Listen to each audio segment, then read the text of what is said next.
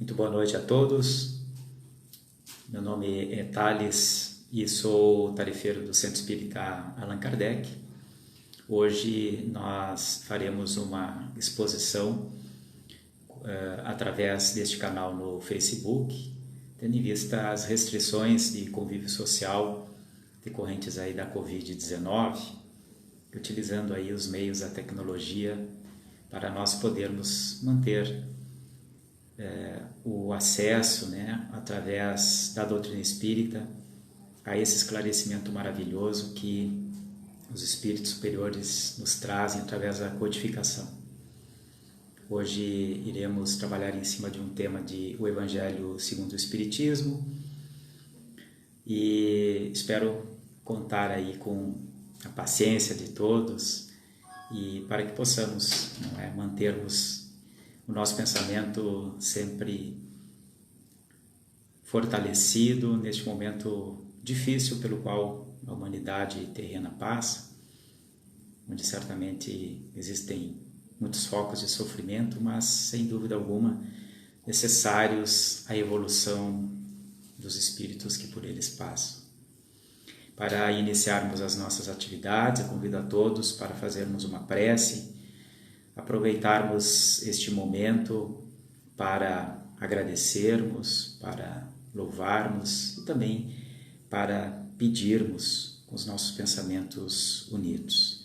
Então, em prece, queremos, em primeiro lugar, agradecer a Deus, agradecer a Jesus, este Espírito amigo, governador das atividades espirituais aqui no planeta Terra, a Deus, nosso Pai, Criador de tudo, por todas as oportunidades que temos recebido, voltadas ao nosso desenvolvimento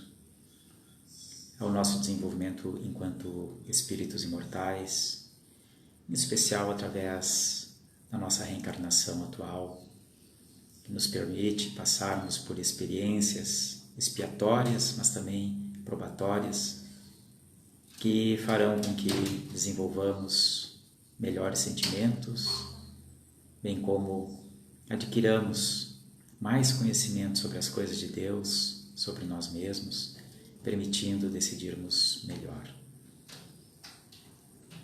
Nesta noite, com os pensamentos unidos em nome de Ti, Senhor, queremos rogar pela humanidade terrena, acima de tudo, para que tenha fé.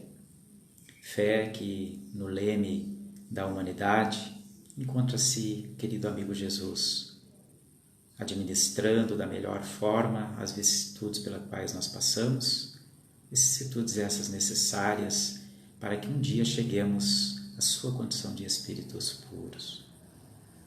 Muito obrigado pela oportunidade da doutrina espírita em nossas vidas e que possamos aproveitá-la não só no campo do conhecimento, mas acima de tudo no campo da prática. Contando com o auxílio dos benfeitores espirituais, damos por iniciada a atividade desta noite. Que assim seja.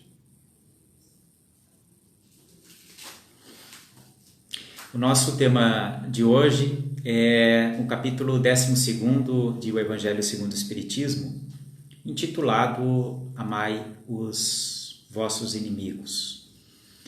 Aqueles que vieram a conhecer há pouco a doutrina espírita, ela possui 5 obras básicas. A primeira é o Livro dos Espíritos, que traz a essência do conhecimento espírita.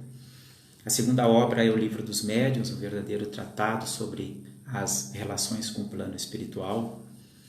E a terceira obra, da qual nós tiraremos um trecho hoje, é o Evangelho segundo o Espiritismo, que traz ali os principais ensinamentos de Jesus Cristo, devidamente comentados, explicados, detalhados pelos espíritos superiores que atuaram na codificação da doutrina espírita. Ou seja, no alcance desse conhecimento diretamente do plano espiritual, com a visão ampliada dos espíritos desencarnados, para que nós, encarnados, pudéssemos aqui aproveitar melhor as nossas experiências e, em especial, no caso de O Evangelho segundo o Espiritismo, melhor compreendermos o ensinamento do Cristo, apesar de o Cristo ter falado com tanta simplicidade. Mas toda ajuda é necessária diante da nossa imperfeição. Então, no Evangelho segundo o Espiritismo, capítulo 12, não é? Quando ele nos propõe, Jesus nos propõe a pensarmos sobre o amor que devemos dedicar aos nossos inimigos, é um tema que temos como extremamente atual neste momento, até porque a pandemia Covid-19 nos provoca reflexões existenciais, nos faz muitas vezes enfrentarmos o fenômeno morte, porque a morte pode estar em alguém conhecido, em alguém famoso, no noticiário que nos chega através dos meios de comunicação, que acabam nos abalando, porque no momento em que nós temos uma pandemia que pode atingir a qualquer um de nós, ou os nossos filhos, ou alguém do nosso círculo de conhecidos, nós passamos a pensar de que somos muito frágeis, de que a nossa saúde pode sucumbir a um minúsculo, a um invisível vírus que poderá simplesmente nos fazer terminar a vida biológica. Mas, ao pensarmos em morte, à luz da doutrina espírita, nós também somos levados a pensar num outro fenômeno, o fenômeno chamado reencarnação. Enquanto o fenômeno morte, sem dúvida alguma, tem sido e é o mote de todas as religiões que buscam nos dar uma esperança, nos dar um alento quanto ao porvir da morte física, a doutrina espírita vai mais à frente um pouco, nos falando de que efetivamente existe uma morte física, a morte do corpo físico, mas que o espírito sobrevive. Nós somos um espírito imortal. Mas mais ainda, a doutrina espírita vem nos falar de que esse espírito imortal nada mais faz do que voltar à sua vida principal, que é a vida no mundo espiritual, e vai começar a se preparar para uma nova reencarnação, para que possa acelerar o seu processo evolutivo. A doutrina espírita nos explica muito bem de onde viemos, para que e por que estamos aqui e para onde vamos, não é? Permitindo que nós efetivamente enfrentemos o fenômeno morte de uma forma extremamente realista. Mas quando nós somos levados, então, à verificação da nossa questão existencial, nós não deixamos também de refletirmos sobre as nossas relações, as relações que temos com o nosso próximo, sejam aqueles que estão contidos no nosso meio familiar, no nosso meio social, no nosso meio de trabalho. E vamos verificar com essa avaliação de que em muitas e muitas relações nós acertamos, nós conseguimos manter um bom convívio, mas, via de regra, nos deparamos também com relações as quais não são muito boas, talvez até chegando no campo da inimizade.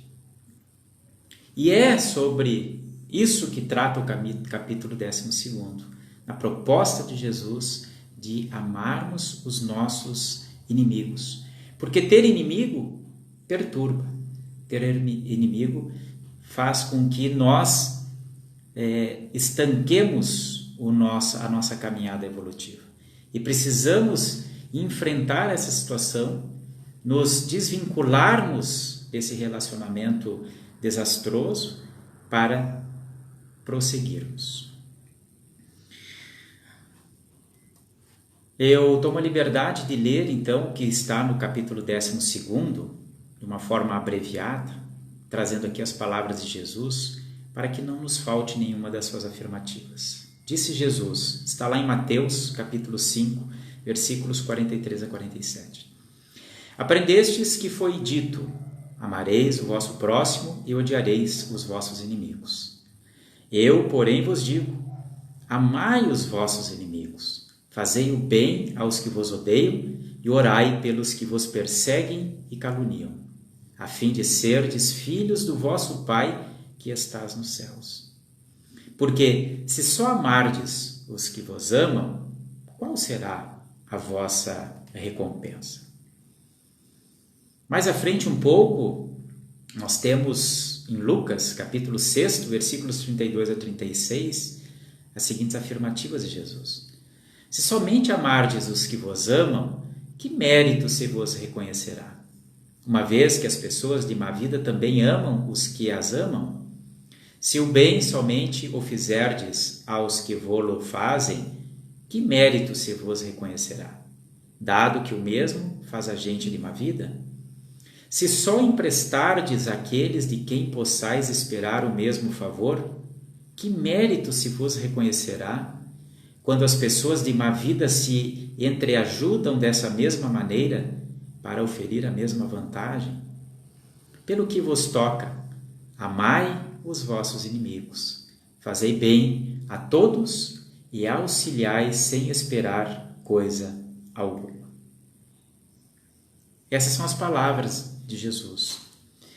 É interessante nós lembrarmos o contexto em que ele falou isso, há 2000 anos, em meio a um povo que não trazia o mesmo progresso que nós temos hoje, porque passaram-se 2000 anos e a humanidade evoluiu, onde a vida era muito mais dura, muito mais hostil, onde a guerra ainda imperava, não é? Onde os povos tentavam dominar os povos pela força, e onde existia uma regra, aliás, um conjunto de regramentos advindos da lei mosaica, não só a lei dos 10 mandamentos, mas também a lei civil, que dizia do olho por olho, dente por dente.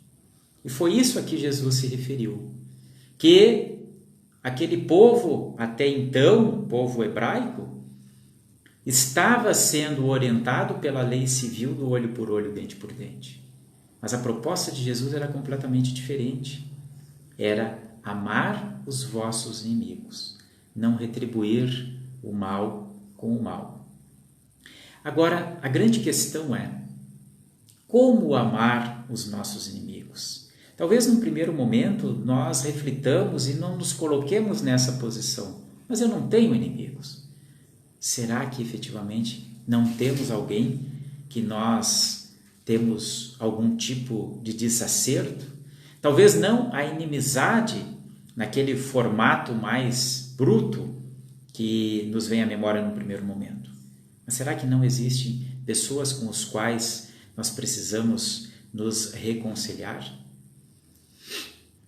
Os espíritos superiores do Evangelho segundo o Espiritismo, comentando as afirmativas de Jesus, vão nos dizer que a palavra amor empregada por Jesus tem um significado muito especial.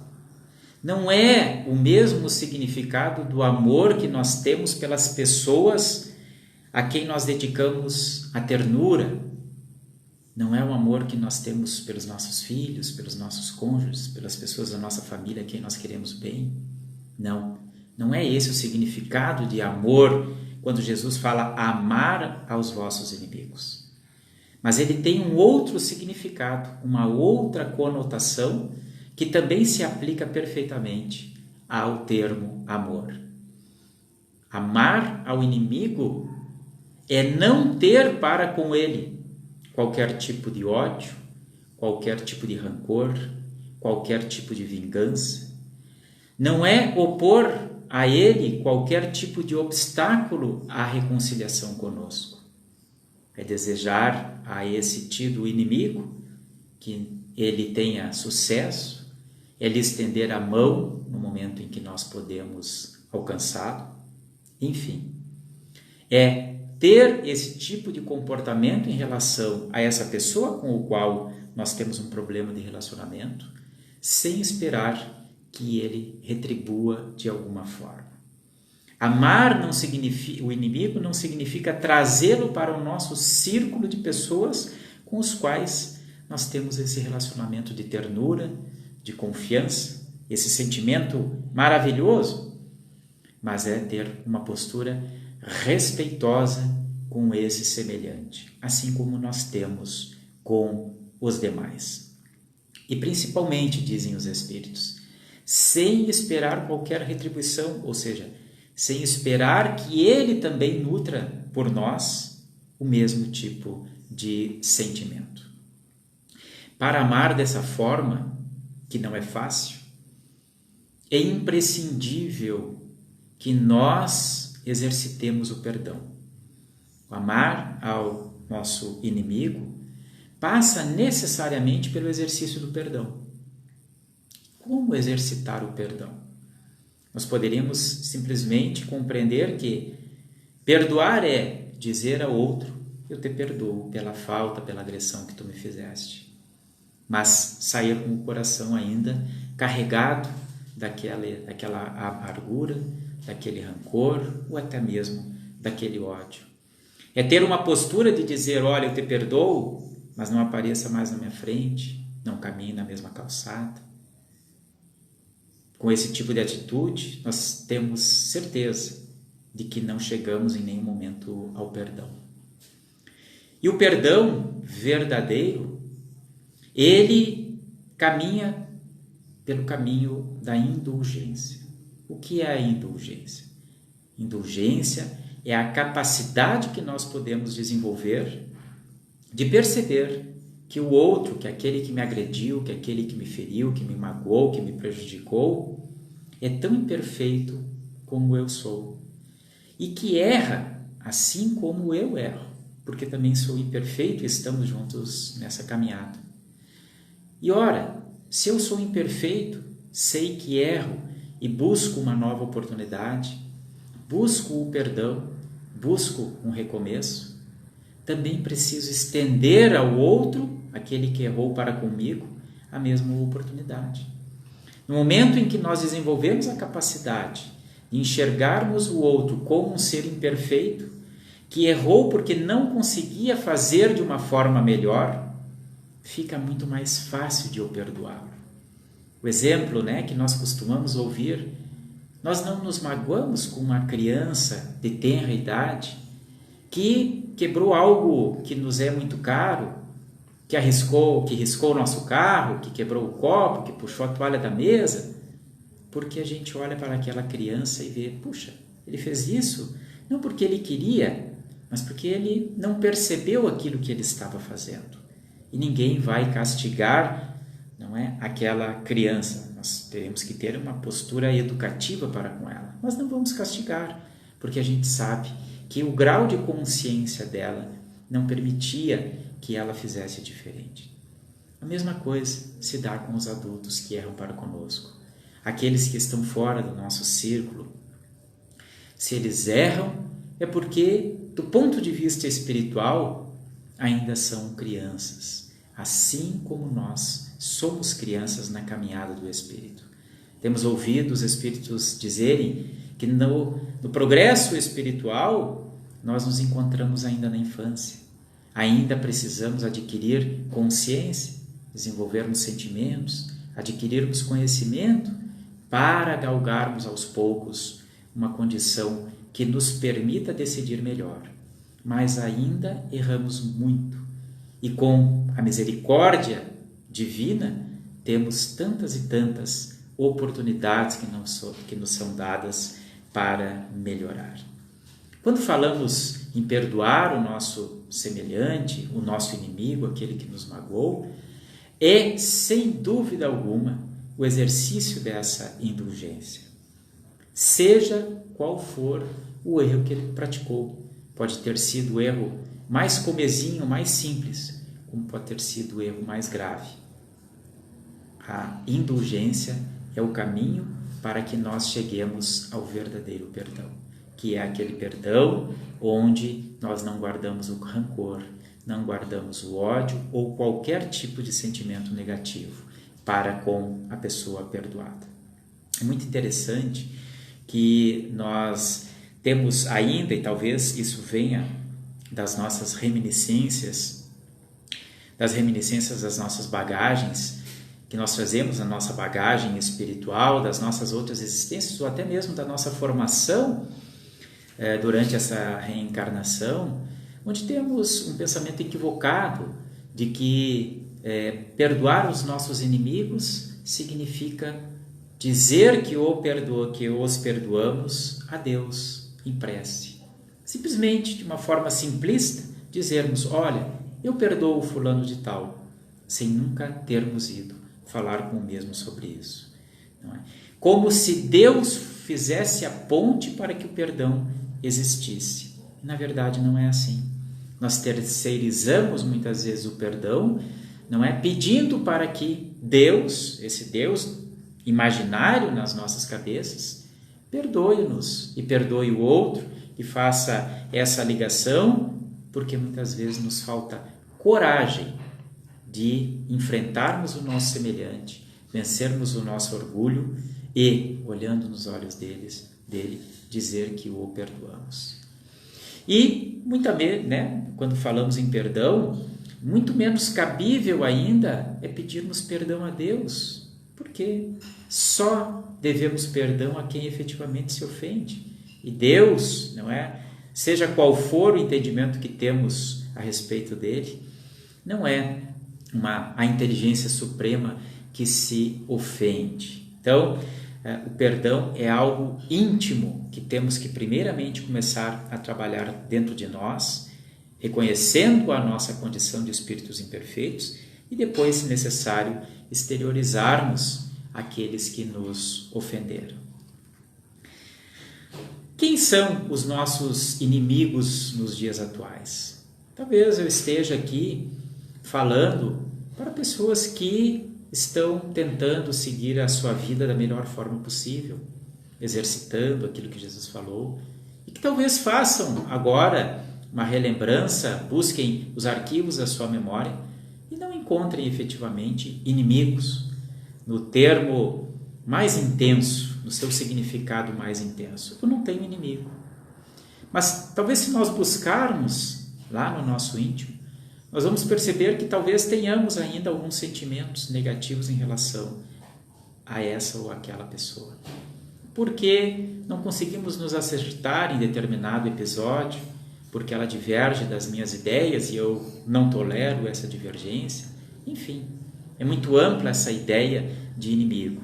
Quando nós lemos a Bíblia e vemos os registros que lá se encontram, a palavra inimigo tem um tom muito forte. Muitas vezes a palavra inimigo ligado, não é? A questão da vida e da morte, a conflitos fulminados, não é? Por decisões que foram gravíssimas por parte do outro e que nos ofenderam de uma forma muitíssimo profunda. Mas a inimizade pode ter esse tom mais leve, sem, no entanto, deixar de atrasar o meu progresso espiritual. Porque, como nós encontramos lá na obra O Céu e o Inferno, uma das obras básicas, a quarta obra codificada, publicada por Allan Kardec, não há uma falta sequer, por menor que seja, que não traga implicações. Ou seja, eu não preciso praticar um grande crime, uma grande infração, uma média infração, para eu ter uma consequência negativa correspondente. Não, pode ser uma falta levíssima. E nutrir um sentimento de desafeto em relação a alguém vai representar, sem dúvida alguma, um abalo no meu íntimo. É muito interessante, mas quando nós estamos nesse caminho de burilamento, tentando ser melhor, e estamos fazendo a coisa toda certa, mas verificamos que lá para trás ficou um pequeno conflito com alguém. Muitas vezes é esse pequenino conflito que nós levamos para o travesseiro ao dormir, lembrando, puxa, minha vida está tão boa, mas eu preciso me reconciliar com aquele indivíduo com o qual eu fui grosseiro, com o qual eu não fui feliz numa negociação, com o qual eu deixei desapontado num relacionamento, um relacionamento amoroso, um relacionamento familiar, enfim, e aquilo vai me perturbar até o momento em que eu conseguir efetivamente me reconciliar com aquele semelhante. Então vejam, em tese não seria uma grande inimizade, mas é uma pequena falta que me traz um sentimento de culpa, de perturbação, de desarmonia que faz com que eu necessite retomar aquele passo da caminhada para tirar aquele obstáculo nesta caminhada evolutiva.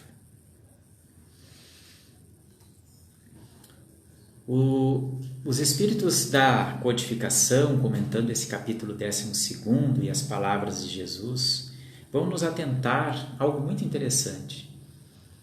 Quando, é lógico, comentando sobre amar aos nossos inimigos, eles vão fazer uma reflexão muito bonita, que vai chegar à conclusão de que para o incrédulo, essa reconciliação seria desnecessária. Seria até mesmo um absurdo. Por que eu, que não creio em uma vida seguinte, não creio em uma existência futura após a morte do meu corpo físico, não creio sequer em Deus, ou seja, um Criador que me traz leis justas, por que eu vou fazer um esforço para perdoar, porque é um esforço muito grande, principalmente a partir da intensidade de determinadas ofensas, se depois disso nada resulta? Por que eu vou deixar de exercitar a vingança diante de uma ofensa grave, até mesmo tirando a vida daquele que praticou uma ofensa muito grave contra mim ou contra alguém da minha família ou alguém de quem eu gosto muito? Se não há um porvir, se não há nada que vai me julgar posteriormente, a vingança que vem acompanhada de um sentimento de realização da justiça com as próprias mãos, pode trazer para o incrédulo uma imagem errônea de que ele vai resolver o problema, de que ele, não tendo alguém ou uma entidade superior que vá realizar a justiça por ele, ele se arvora do direito de realizar a justiça. Se ele tirou a vida de um filho meu, eu poderia tirar a vida dele. Porque seria essa a justiça passível num mundo sem esperança do porvir. Como dizem os espíritos superiores lá em O Evangelho segundo o Espiritismo, amar os inimigos seria um verdadeiro absurdo. No entanto, para nós espíritas, dizem esses espíritos superiores da codificação, amar os inimigos significa compreender o presente, mas compreender também que tivemos um passado e que teremos um futuro. Ou seja, que não vivemos somente esta vida, esta reencarnação, mas que temos todo um passado de experiências com outros espíritos, os quais cruzam os nossos caminhos também nesta reencarnação. Inimigos nossos desta vida podem ser aqueles inimigos que já trazemos do passado. Pessoas que nos ferem nesta vida, talvez sejam as vítimas que nós ferimos em encarnações passadas. E mais ainda, os atos que praticamos nessa vida terão uma consequência num futuro próximo, numa próxima encarnação. Ou seja, se tirarmos a vida de alguém, certamente isso terá um resultado, uma consequência gravíssima, porque fere uma lei natural. Extrapola qualquer direito que tenhamos, retirar a vida de quem quer que seja. Por mais criminosa que essa pessoa seja, não é? A nós jamais caberá tirar-lhe a vida.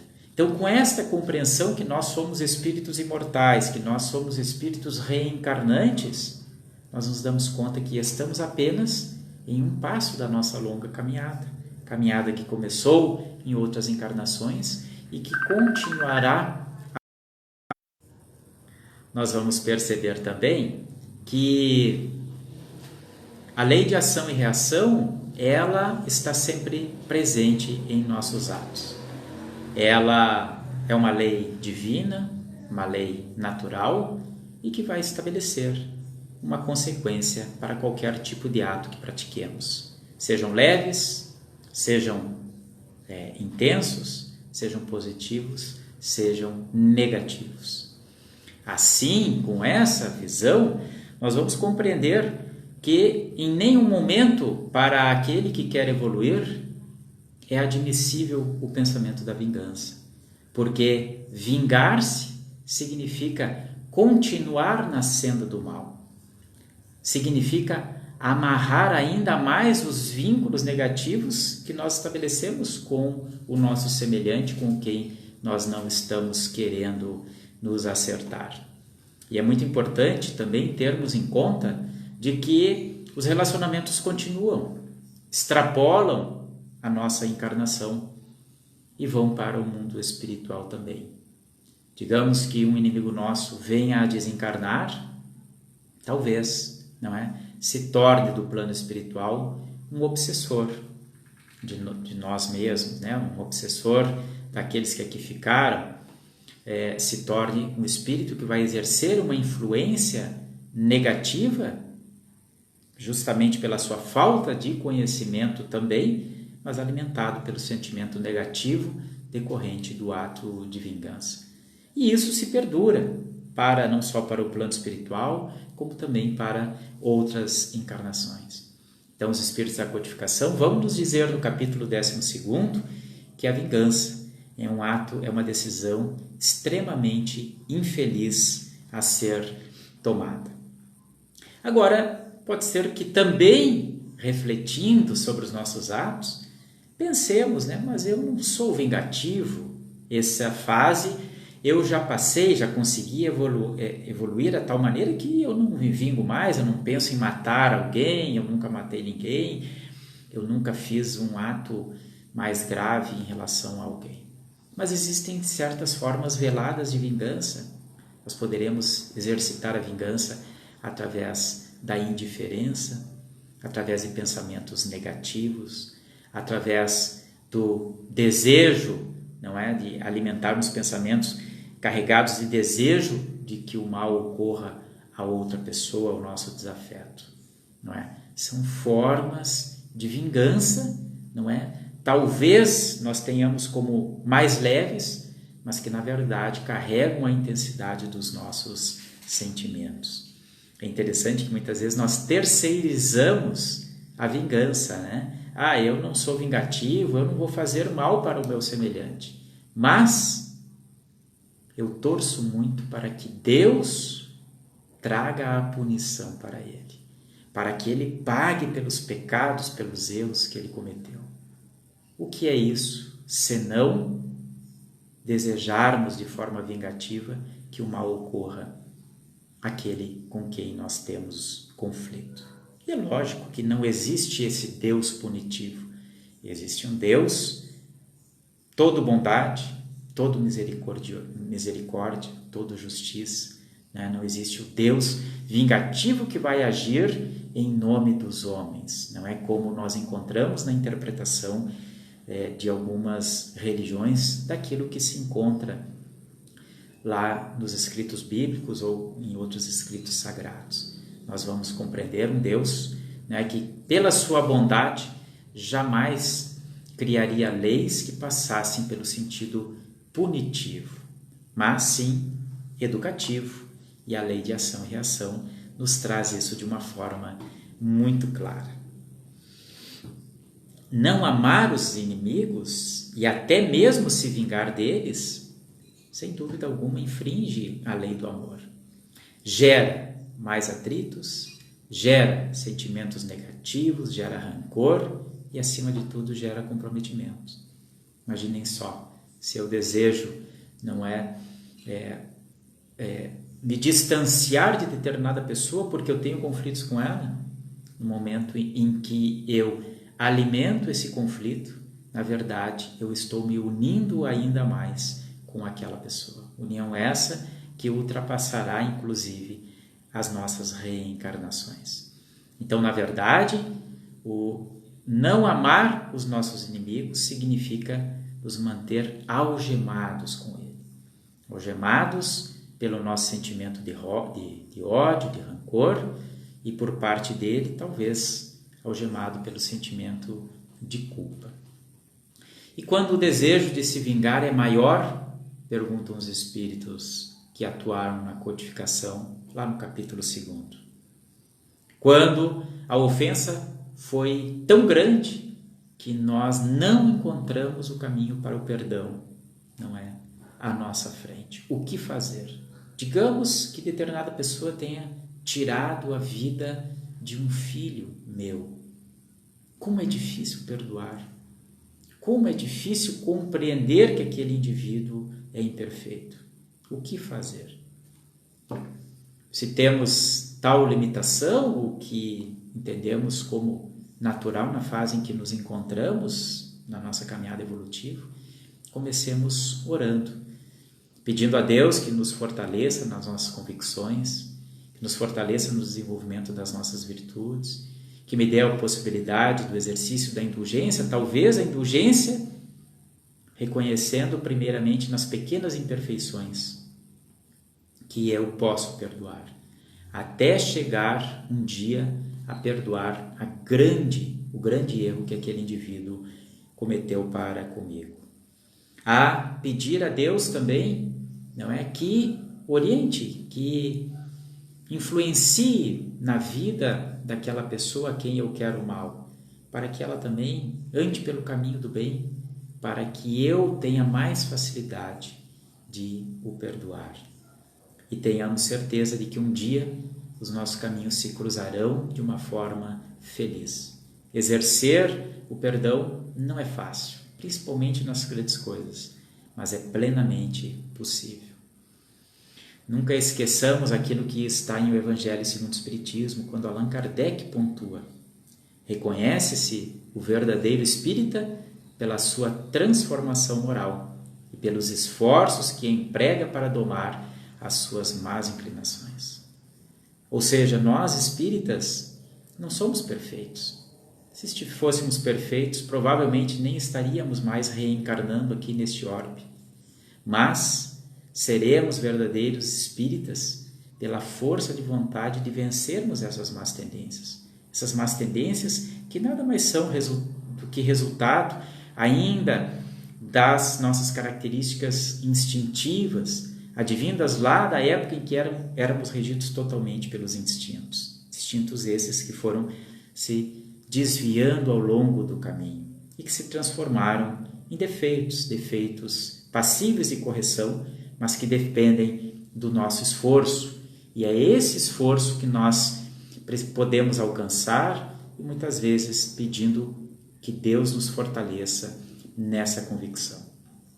No capítulo 12º, ainda uma passagem muito interessante que muitas vezes alguns desprezam porque os tempos mudaram, que é quando os espíritos superiores vão nos falar sobre o duelo. E naquela época, meados do século XIX, ainda tínhamos no planeta Terra alguns resquícios do duelo, né? Aquela forma de proceder que nós vimos nos filmes e que hoje já não traz mais nexo algum. Então, podemos até dizer que é letra morta aquela mensagem que os espíritos nos deram, mas não é.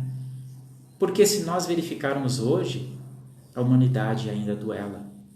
Hoje o duelo não se dá mais pela espada, não se dá mais pela arma de fogo, não se dá mais, e é muito pouco ainda que acontece, não se dá mais, enfim, pelo emprego da força física. Mas o duelo é muito constante hoje, através da troca de palavras, através da troca de mensagens, e estão aí as redes sociais, as possibilidades que a tecnologia nos oferece de comunicação e que, aos desavisados, representam verdadeiras armas que ofendem o nosso semelhante. Então, o que nós percebemos hoje, especialmente de alguns anos para cá, justamente pelo desenvolvimento dessa tecnologia de comunicação, é o desenvolvimento da intolerância, onde as pessoas são levadas a agirem com violência através daquilo que postam, quando não se agradam da ideia que os outros manifestam. Então, na verdade, o duelo nos tempos atuais ainda existe e se reveste de um formato moderno, mas não menos impactante nas relações sociais. Então é muito interessante nós nos atentarmos àquilo que os Espíritos nos dizem lá no capítulo 12º, não é? E verificarmos o conselho que eles nos dão. O duelo que muitas vezes, que lá no passado representava uma defesa à honra, ou seja, aquele indivíduo me ofendeu, eu tenho o direito de chamá-lo a um duelo para limpar a minha honra. A mesma coisa vem ocorrendo nos dias atuais. Quando alguém me ofende numa rede social, eu me arvoro no direito de lançar ali também uma ofensa, como se eu estivesse lavando a minha honra diante da comunidade que tem acesso àquelas mensagens. Então reflitamos em relação a isso, do descabimento que é o duelo, porque o duelo nada mais faz do que salientar a vaidade, o orgulho daquele que se sente ferido na sua honra. E conforme encontramos na obra da Codificação Espírita, conforme tão bem destacado em Evangelho segundo o Espiritismo, quando nos diz que as duas grandes chagas da humanidade são o orgulho e o egoísmo, mas que são vencidos pelo despertamento de duas fantásticas virtudes, que é a humildade e a caridade. Então, quando nos sentirmos feridos diante desses ataques que sofremos, ao invés de tentarmos lavar a nossa honra, exercitemos a humildade, não é? Quando Jesus vai nos falar há 2000 anos, e isso está no item 7 do capítulo 12º, se alguém vos bate na face direita, apresenta-lhe também a outra, não significa que sejamos completamente passivos à maldade, aos ataques, à violência. Não foi isso que Jesus falou, porque isso poderia representar e significar efetivamente uma covardia. O que Jesus quis dizer quando disse para nós oferecermos a outra face foi não pagar o mal com o mal, mas sim devolver o bem para cada ato de maldade que seja feito para conosco. Ou seja, não nos mantermos inertes, mas trazer o bem à tona, até mesmo para que o mal não domine a humanidade. Se nós formos inertes à maldade, a maldade simplesmente se espalhará. Mas é preciso que nós hajamos de maneira positiva, né? Mostrando o que é certo, através de boas virtudes, não pagando jamais o mal com o mal, mas mostrando que é uma forma diferente de fazer as coisas. Isso vai ser uma demonstração de superioridade moral àquele que causou o mal e também uma referência de como as coisas podem ser feitas. Jesus jamais se opôs à defesa, mas condenou a vingança, não é? E todo o ensinamento de Jesus revelou o quê? Uma harmonia às leis de Deus. Então, a proposta de Jesus, ela está dentro das leis divinas que regem toda a obra de Deus através de leis harmônicas. E toda vez que mantemos o conflito com alguém, nós estamos infringindo, nós estamos criando um conflito e entramos em desarmonia com as leis. Vejam só que interessante, em épocas de Covid, nós podemos até trazer uma metáfora, né? Fazermos uma comparação. Um pequenino vírus é capaz de produzir um efeito terrível nesta máquina biológica que é o nosso corpo físico, que pode funcionar como um reloginho, mas que atacado por um pequeno vírus pode vir inclusive a sucumbir, a falecer. Assim somos nós também enquanto espíritos. Podemos ter alcançado já enormes progressos, grandes qualidades, um grandiosíssimo conhecimento. Mas se nós tivermos uma pequena fraqueza, isso poderá abalar a nossa consciência e fazer com que nós tenhamos um obstáculo ao nosso progresso espiritual. Por fim, queremos destacar uma frase muito interessante que está lá no final, na parte derradeira do capítulo 12, quando os espíritos superiores nos dizem assim: devemos dirigir nossos olhares para a frente.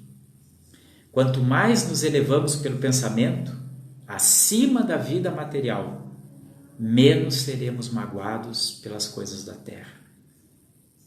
E essa reflexão nos permite compreendermos que, se nós formos verificar aquilo que vem nos magoando, nós vamos identificar como questões muito pequenas, questões ligadas aos relacionamentos materiais, aos nossos relacionamentos com as coisas, ou aos relacionamentos que temos com as pessoas, mas envolvendo sempre as questões materiais. E o que os espíritos superiores nos dizem é o seguinte: se nós nos preocuparmos com as coisas do espírito, nós não teremos mágoas, nós não teremos sofrimento, nós conseguiremos tomar decisões mais acertadas. Lá nas palavras de Jesus, Jesus nos fala na recompensa.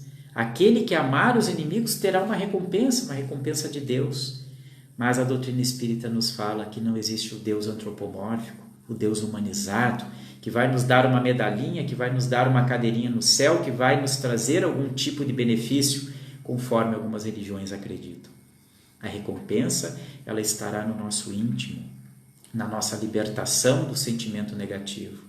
A nossa recompensa estará em amando o nosso inimigo, perdoando, exercendo a indulgência, vai estar em sabendo que nós fizemos a coisa certa, que nós, atentando para as coisas do Espírito, deixamos de nos frustrar com as coisas da matéria. Quando tivermos dúvida de como agirmos, como perdoarmos, como nos relacionarmos com os nossos semelhantes, com as coisas que estão à nossa volta, lembremos sempre da regra de ouro nos deixada, nos frisada por Jesus. Quando perguntaram ao mestre, qual é o maior mandamento? E Jesus disse: amar a Deus sobre todas as coisas. No momento que ele diz amar a Deus, ele diz amar a obra de Deus, entrarmos em harmonia com a obra de Deus, com a natureza, com as coisas, com as pessoas. E o segundo mandamento, ressaltou o mestre Galileu, amar ao próximo como a si mesmo, fazendo ao outro o que gostarias que o outro te fizesse. Nesses dois mandamentos, somente nesses dois mandamentos, está toda a lei, todos os profetas. Ou seja, se ficarmos somente com esses dois mandamentos, nós teremos um caminho seguro para a tomada de decisão rumo a uma vida feliz. Que Jesus seja sempre a nossa inspiração, encha sempre o nosso coração de muita força de vontade para seguirmos o seu caminho. Muito obrigado pela paciência e pela oportunidade de hoje. Por fim, nessa live nós encaminhamos já para o nosso momento final e eu convido a todos para mais uma vez fazermos uma oração. Então, agradecendo então a Deus, o nosso Pai, a Jesus, nosso querido irmão, mestre, amigo, por essa oportunidade. Agradecido pelos desafios que nos são dados a cada dia, que nos tornam mais fortes, que nos desafiam a sermos melhores. Muito obrigado por aqueles que cruzam o nosso caminho, com quem muitas vezes não temos uma simpatia ou com quem muitas vezes até mesmo alimentamos um relacionamento ruim. Porque essas pessoas nos provocam a sermos melhores, a nos superar, a desenvolvermos sentimentos nobres. Muito obrigado por Jesus estar à frente das atividades do planeta Terra neste momento, permitindo que a humanidade terrena passe por experiências que farão com que tenhamos aqui um mundo melhor. Esse mundo de regeneração que os espíritos amigos já nos anunciam há um certo tempo e que chegará pelo despertar de consciência. Sejamos fortes para enfrentar este momento, lúcidos que somos espíritos imortais. Agradecidos pela assistência dos benfeitores espirituais e rogando a bênção e a proteção, damos por encerradas as atividades desta noite. Que assim seja. Muito obrigado e uma boa semana a todos.